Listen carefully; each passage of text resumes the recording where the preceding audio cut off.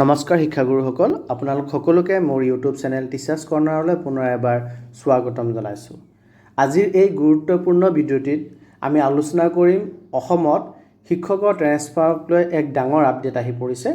Director of elementary education অসমৰ পৰা এক নতুন জাননী জাৰি কৰা হৈছে, য'ত উল্লেখ কৰা হৈছে যে কিছুমান শিক্ষকে ভুৱা অৰ্থাৎ ফেক ট্ৰেন্সফাৰ অৰ্ডাৰ ব্যৱহাৰ কৰি নিজৰ স্কুল সলনি কৰাৰ চেষ্টা কৰিছে বা নিজৰ স্কুল সলনি কৰিছে।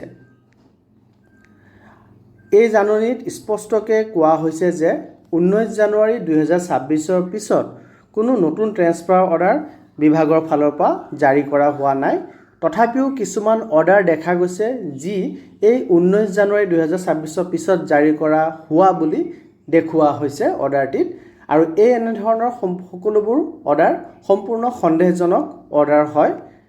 গতিকে 2025 আৰু 2026 সকলো ট্ৰেন্সফাৰ অৰ্ডাৰ চেক কৰিবৰ কাৰণে নিৰ্দেশ দিয়া গৈছে, আৰু শিক্ষা বিষয়াসকলে ৰিপৰ্ট কৰিব লাগিব যদি তেওঁলোকে কোনো ট্ৰেন্সফাৰ অৰ্ডাৰ পায় যোনটো 19 জানুৱাৰীৰ পাছৰ, আৰু তাৰ লগতে যদি 19 জানুৱাৰীৰ পাছৰ বা আগৰো হওক যদি কোনোবা অৰ্ডাৰ তেওঁলোকে সন্দেহজনক বুলি পায়, তেতিয়াহ'লে ডিষ্ট্ৰিক্ট এলিমেণ্টাৰী এডুকেশ্যন অফিচাৰসকলে ডাইৰেক্টৰ অফ এলিমেণ্টাৰী এডুকেশ্যন অফিচাৰলৈ সেই বিষয়ে ৰিপৰ্ট কৰিব লাগিব।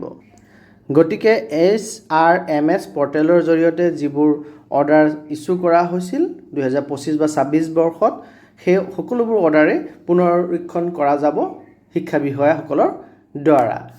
গতিকে শিক্ষক বন্ধুসকল, এইটো এটা গুৰুত্বপূৰ্ণ বিষয়। যদি কোনোবাই ভুৱা ডকুমেণ্ট ব্যৱহাৰ কৰে তেন্তে তেওঁলোকৰ ওপৰত কঠোৰ আইনী ব্যৱস্থা লোৱা হ'ব পাৰে।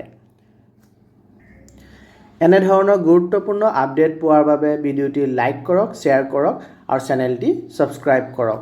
ধন্যবাদ।